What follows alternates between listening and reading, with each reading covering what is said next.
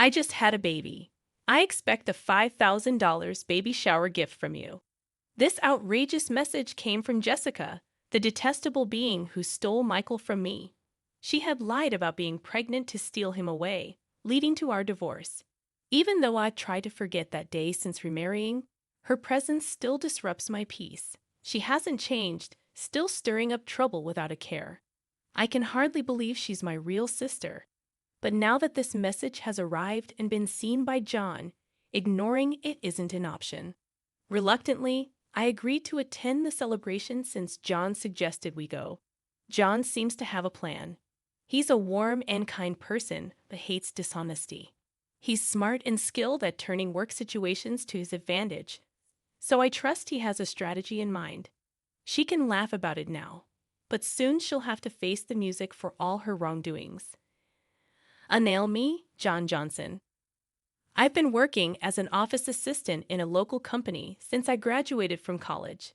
I've been dating someone since my college days. Back then, through our club activities, I met Michael Smith, a medical student at the same university. His dad is a renowned allergy specialist, so it seems Michael is aiming to become a doctor too. His father's clinic is super popular, with patients from all over the country seeking treatment there. Being the only son of a solo practitioner and heir to a well-known clinic, my first impression was that he was a smart, well-off guy. But that was just my bias. Apparently, talking to him, I found he was quite unique, and we both liked the same film director's work. I wanted to get to know him better, so I made the first move. Hey, have you seen the new movie by that director? If not, want to go see it together? A woman who likes those films. That's a bit surprising. Absolutely. Really, I don't have many fans in my circle. I'm so glad I can watch it with you. My efforts paid off, and he began to see me as someone special. Our relationship continued not just through college but afterwards too, and Michael proposed to me when I was 25. I'm still learning to be a doctor, but in the future, I want to take over my dad's clinic and be a great doctor. I want you, Naomi, to be there to see it all. Will you marry me? Of course, I'd be delighted. Let's have a happy life together. I was on top of the world, pregnant right after getting married. Michael would definitely be a great dad, boy or girl. As long as the baby was healthy, that was all that mattered. Michael was probably just as excited for the birth, but then my happiness shattered. I suffered from severe morning sickness, constantly battling nausea and feeling unwell. I couldn't keep up with my job post-college and had to resign. Fighting my morning sickness at home, I had eating morning sickness, needing to constantly eat to stave off the nausea, surrounded by empty pastry bags where I always sat. I'm home, Naomi. What's happened to this place? It's a mess with all these snacks and bread bags. Sorry, I've been too sick to clean up. You're not working, and you've put on so much weight. It's hard without eating. I was always eating because of my morning sickness. Despite being early in my pregnancy, I had gained 22 lumps compared to before, not doing housework and just eating. You're like a pig who's given up on being late. That's harsh. He laughed mockingly at me, someone who could barely move during her morning sickness. I couldn't believe he could be so cruel. Was my judgment that off? Maybe once the baby was born, Michael would return to his kind self. I held on to that faint hope, but it too would soon crumble. One day, my sister Jessica came to visit. Oh, Naomi, you are here. What a mess, though. Sorry for the mess. That's fine. I'm used to this place, like a second home. There she was, my sister Jessica, appearing before a warning out me, struggling with morning sickness and feeling awful. Jessica occasionally visits our home, but at that moment, I was too unwell to properly entertain her. Hoping a little chat might distract me, I decided to start a conversation. You know, it looks like the baby in my belly is a girl. I keep thinking about dressing up and going shopping together someday. Wow, I didn't know you were thinking about things like that. Does Michael know? It's going to be a girl. Girl? Yeah, I told Michael right away. It's a girl. And you know, I dream of wearing matching outfits with my child. Jessica, you've always been so stylish. I'm counting on your advice when the time comes." Then Jessica turned around, smiling meaningfully. "That's right. Michael is still a rookie doctor, but he'll eventually take over the family clinic." Poor Michael, having you as a clinic director's wife. "Stop it, Jessica. That's too harsh. You really have a sharp tongue." Jessica is quite sarcastic and sometimes says things that hit hard. As her younger sister, I've gotten used to it over the years. Still, it can be quite tough when I'm feeling unwell. But Jessica quickly returned to her usual smile and waved her hand. "Sorry, I just slipped into my usual mode. So, Naomi, anything bothering you lately?" "Bothering me? Well, Michael's been coming home late lately. He's a doctor, so it's unavoidable. But he seems to be at the hospital all the time, even on weekends. We hardly have time to talk these days." "I see. Well, it's no surprise, considering someone like you claims to be a doctor's wife." I felt a chill at Jessica's icy smile. "What I came to talk to you today." As she said this, Jessica glanced toward the living room door. Then entering from the living room door was Michael. "Michael, did you get off work early from the hospital today? I need to talk to you. Let's get a divorce." "What kind of joke is this? What do you mean?" As soon as I got back, I couldn't understand what Michael was saying at all. I knew he wasn't the type to make such a terrible joke at a time like this, especially since we had been together since college, and I was carrying his child. "See, your beloved husband is saying this. You should listen to his request and let go quickly." "What, Jessica?" Michael looked at me awkwardly. "I can't see you as a woman anymore after you kept eating and gaining weight. But this is morning sickness. I feel sick if I don't eat." Jessica looked triumphantly at me. "That's the way it is, and the baby in your belly being a girl. She won't be the heir to the Smith Clinic. But in my belly, I carry Michael's child, a suitable heir." "Jessica," I felt a sinking feeling as I watched Jessica lovingly stroke her belly. "I'm 3 months pregnant, and it's a boy, according to the tests." "You can't be serious, Michael. What are you doing while I'm going through all this pain? That's why all your excuses, quitting your job and just eating all the time, are unacceptable. I'm tired of watching you lying around, constantly eating snacks. I take care of myself so I don't have morning sickness, even when pregnant. I won't lose my self-control and eat like a pig, unlike you." I was at a loss for words, seeing Jessica's smug face and Michael looking down at the floor, guilt-ridden. Jessica, being pregnant with a boy, I didn't know. But as an heir, I want a son. I prefer a beautiful wife like Jessica over a woman who keeps gaining weight without restraint. That's just wanting an heir and a beautiful wife is your own selfish desire, isn't it? I'll pay alimony, so let's part without any fuss." Seeing Michael apologizing, I knew that things could never go back to how they were. After that, Michael and I divorced, and I gave birth to our daughter as a single mother. His promise of alimony turned out to be just words, with no actual payment. Post-delivery, I had to work to survive since I had no one to rely on. Not knowing what else to do, I took a job at a nearby department store that's hiring. Life is unpredictable. My hard work and character caught the attention of someone. It was John Johnson, a well-regarded manager in the external sales department. "Tough day. You're always working hard." "Thanks. I'm about to finish up soon." "Are you done for the day, John?" "Yeah. Oh, there's this great Italian place nearby. I want you to try, Naomi. And it's a little gift for your daughter." Through light conversations every time we met, we were drawn to each other and began dating, which led to our remarriage. "Naomi, I might be a guy 20 years older than you, but I sincerely want to make you and your daughter happy. Will you marry me?" "Are you sure about me?" "I'd be delighted." Life after remarriage was truly blissful, a gentle husband, my daughter, and I lived a peaceful life. However, I failed to notice the ominous footsteps creeping closer to our tranquil days. One day, Jan had work, but I was off. Just as I thought of having a leisurely tea, an email arrived. It was from Jessica, and the content was shocking. "A baby is born. I'm expecting a $5,000 baby shower gift." A sigh escaped me in front of that curt email. 5 years ago, Jessica had an affair with Michael and snatched him away. Now this, and $5,000 for a baby shower gift, seemed too much. I can't forget that day, nor can I, even if I tried. The expressions on Jessica and Michael's faces back then, the way they sought happiness together, ignoring my suffering from morning sickness, was unforgivable. I was at a loss on how to respond to Jess's email. Then, John returned from work, noticing something was off, and asked with concern, "What's wrong, Naomi? You look pale." "Oh, John, it's a message from my sister. She had a baby." "The sister who married your ex-husband, Michael?" "Yeah.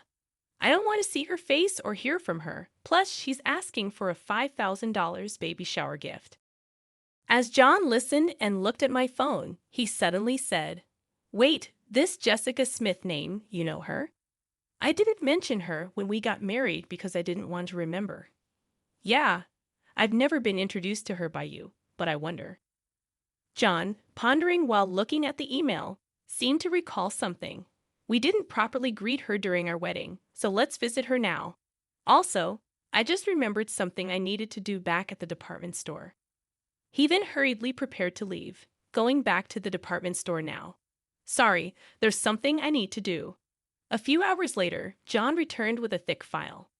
"Is it okay if we visit your sister, Jessica, 2 weeks from now on Sunday? We both have the day off, and I'd like her to meet my parents and cousins too."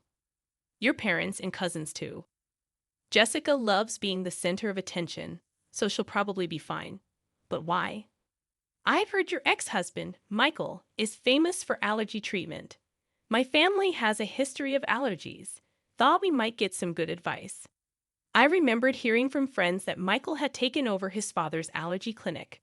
Michael's dad was an authority on allergy treatment, and Michael became an allergist too, a friend told me.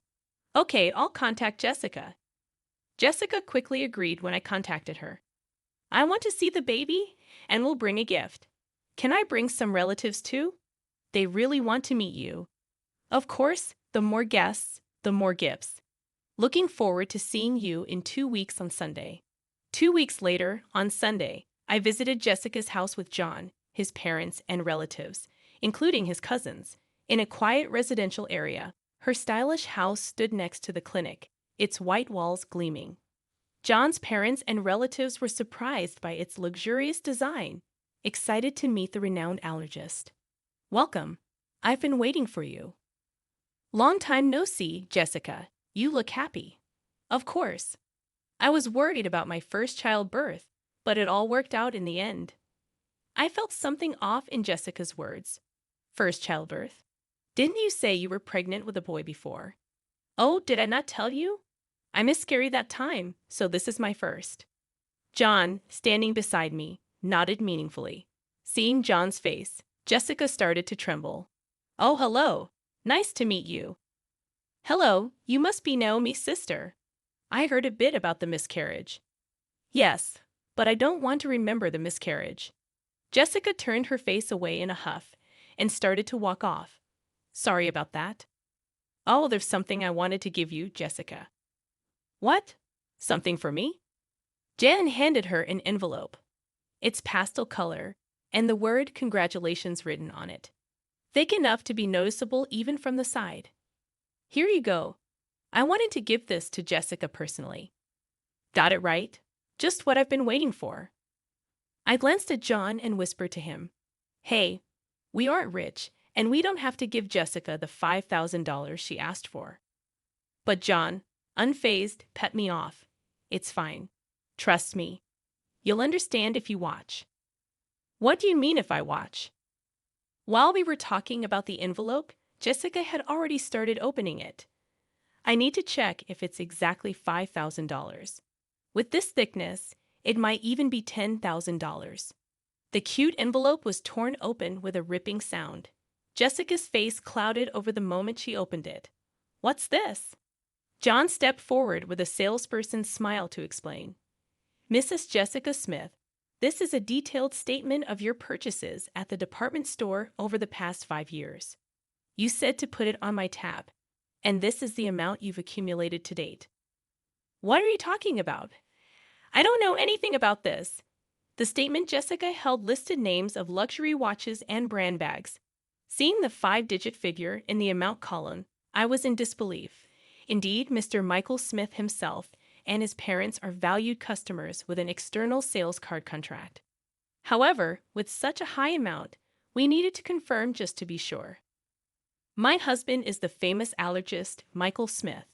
As the wife of the clinic's director, using one or two external sales cards is nothing. Is that so?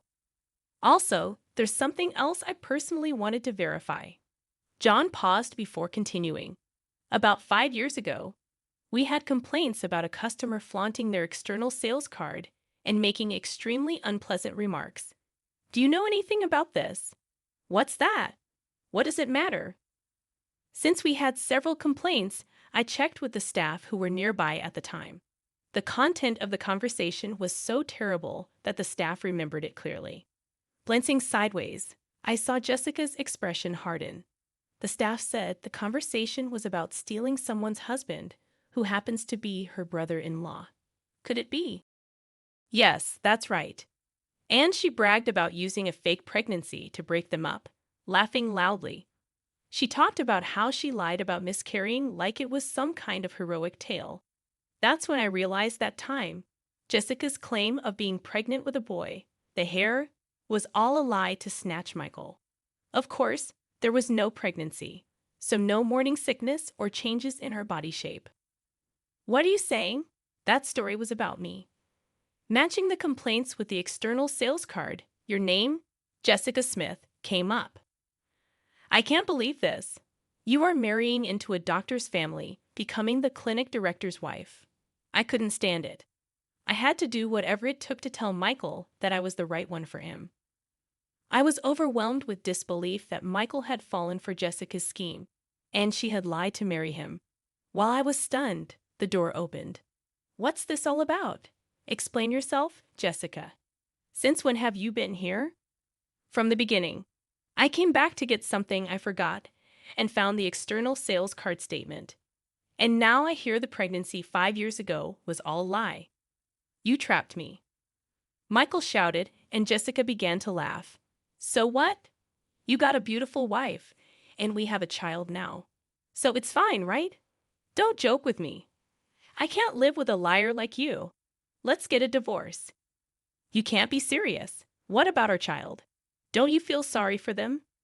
Pushing her away, Michael glared at Jessica with a furious expression. I can't live with a liar and reckless spender like you. It's not good for the child either. We're getting a divorce. I'm taking custody. Are you kidding me? Do you have any idea what I went through to give birth to this child? This child needs to become a doctor in the future to support us. You're just thinking about yourself. There's no point in talking about this now. Let's handle the rest through a lawyer. The relatives who came along hoping to get some effective medicine from the famous allergist were frozen in shock at this chaotic scene.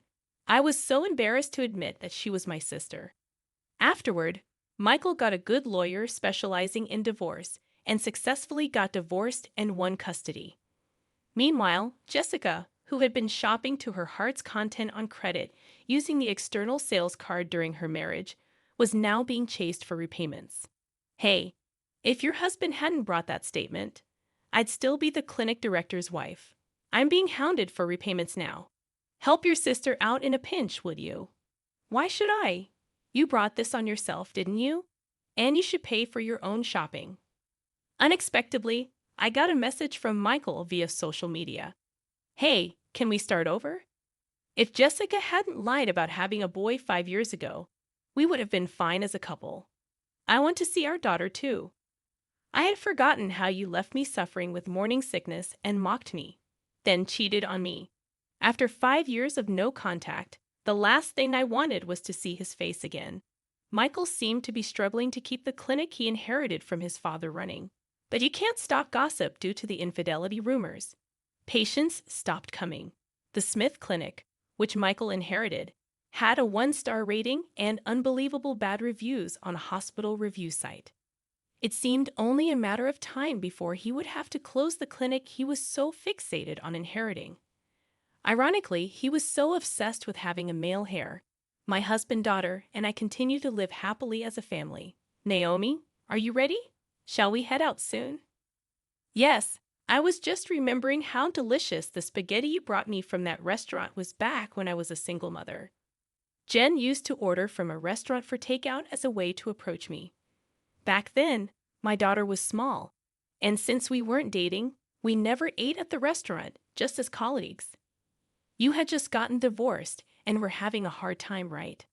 I thought even a little bit of delicious food could bring you happiness. It was your kindness that drew me to you, the dish that brought us together back then. It was just my daughter and me eating takeout, but now it's different. I'm happy that we can eat together as a family. Who would have thought that a day like this, going out with you and our daughter, would come?